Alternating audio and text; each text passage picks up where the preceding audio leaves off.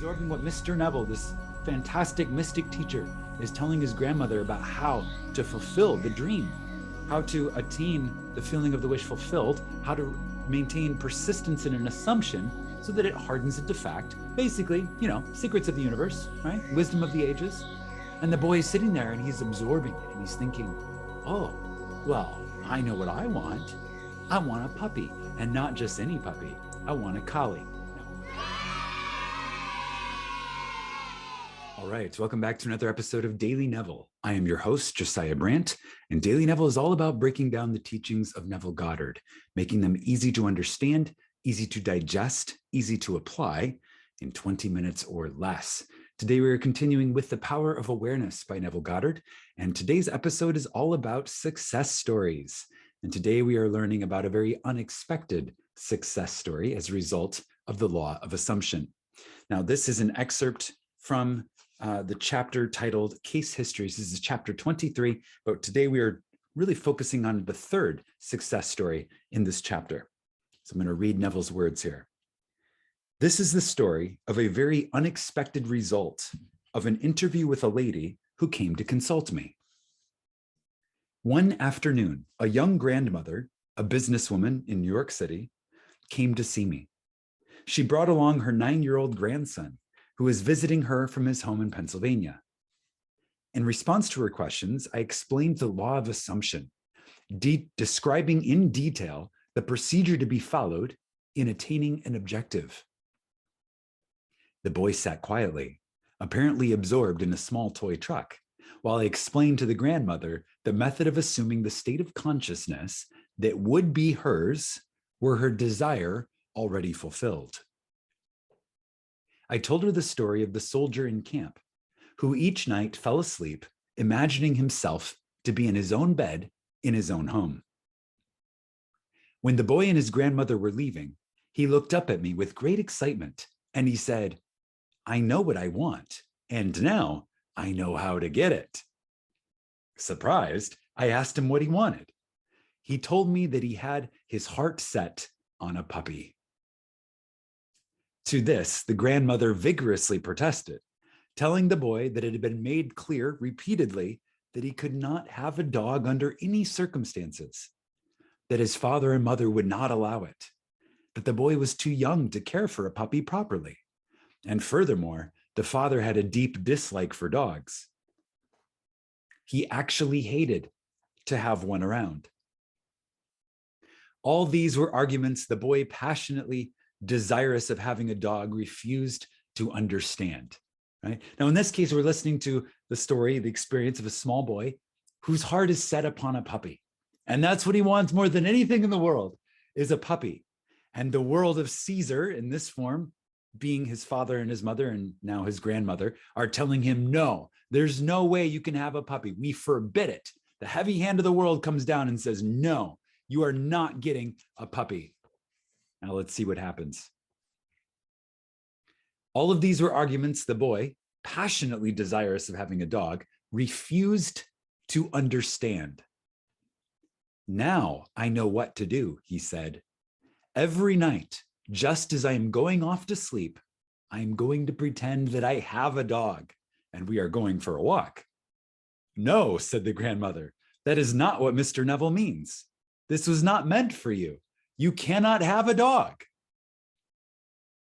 Approximately 6 weeks later, the grandmother told me what to her was an astonishing story. The boy's desire to own a dog was so intense that he had absorbed all that I had told his grandmother of how to attain one's desire. And he believed implicitly that at last he knew how to get a dog. Putting this belief into practice, for many nights, the boy imagined a dog was lying in his bed beside him. In imagination, he petted the dog, actually feeling its fur. Things like playing with the dog and taking it for a walk filled his mind. Within a few weeks, it happened. A newspaper in the city in which the boy lived organized a special program in connection with Kindness to Animals Week. All school children were requested to write an essay on why I would like to own a dog. After entries from all the schools were submitted and judged, the winner of the contest was announced. Guess. Can you guess? Can you guess who it is? The very same boy who weeks before in my apartment in New York had told me, now I know how to get a dog, was indeed the winner. In an elaborate ceremony, which was publicized with stories and pictures in the newspaper, the boy was awarded a beautiful Collie puppy. In relating this story, the grandmother told me that if the boy had been given the money with which to buy a dog, the parents would have refused to do so and would have used it to buy a bond for the boy or put it in the savings bank for him. Furthermore, if someone had made the boy a gift of a dog, they would have refused it or given it away. But the dramatic manner in which the boy got the dog, the way he won a citywide contest, the stories, the pictures in the newspaper, the pride of achievement, the joy of the boy himself, all combined to bring about a change of heart in the parents. And they found themselves doing that which they never conceived possible. They allowed the boy to keep the dog. All this the grandmother explained to me, and she concluded by saying that there was one particular kind of dog on which the boy had set his heart. It was a Collie. All right, now let's talk about this, okay? So eyes like a child, right? We have to have the eyes of a child. We have to have the ears of the child, imagination of the child. And the child is sitting there playing with the toy truck. And I know when I was a child, I definitely did the same thing. I'd be playing with whatever and listening intently to the conversation of the grownups. I was just fascinated by the world of the grownups, even though I was a small child playing with a toy truck on the living room floor. So this boy is doing exactly that. He's just absorbing, right? Absorbing what Mr. Neville, this fantastic mystic teacher, is telling his grandmother about how to fulfill the dream, how to attain the feeling of the wish fulfilled, how to maintain persistence in an assumption so that it hardens into fact. Basically, secrets of the universe, right? Wisdom of the ages. And the boy is sitting there and he's absorbing it and he's thinking, oh, well, I know what I want. I want a puppy, and not just any puppy. I want a Collie. Now, what's the next step? What happens next? The world comes down and says, no, you cannot have a puppy. You cannot have a dog.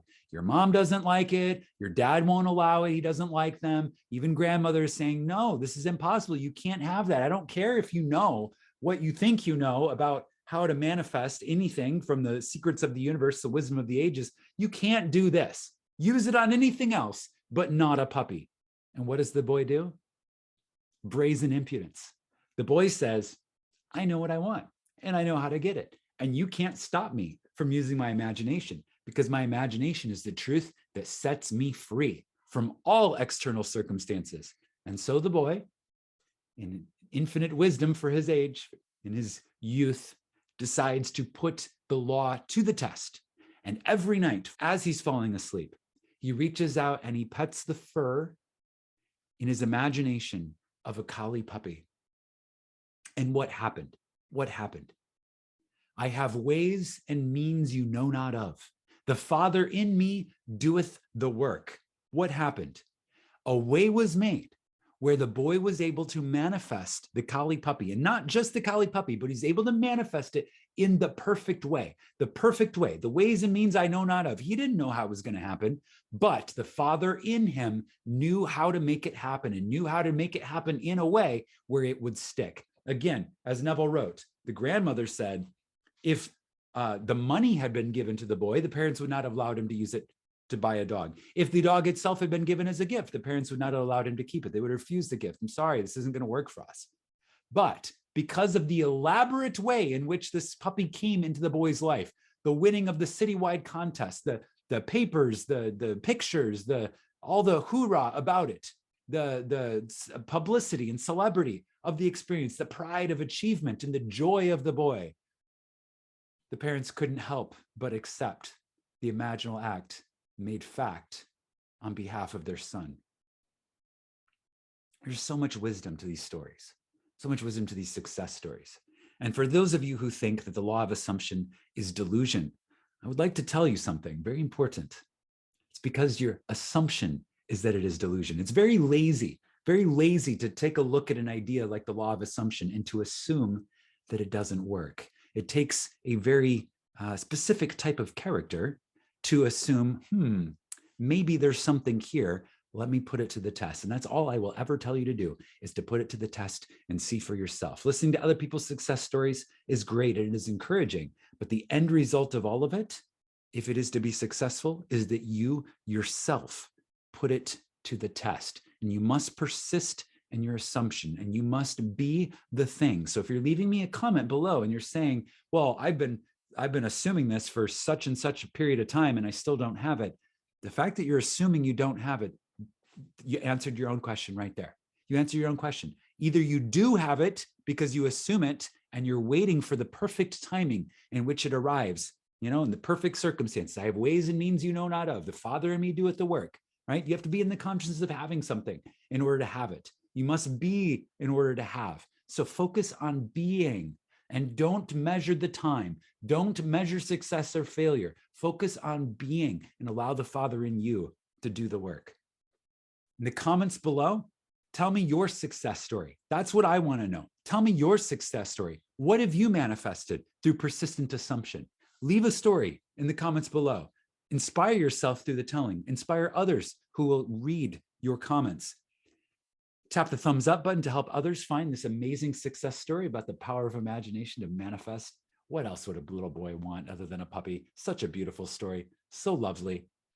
And subscribe to this channel so that you get the new success story from Daily Neville tomorrow. Imagine wisely, my friends, and I will see you in the next.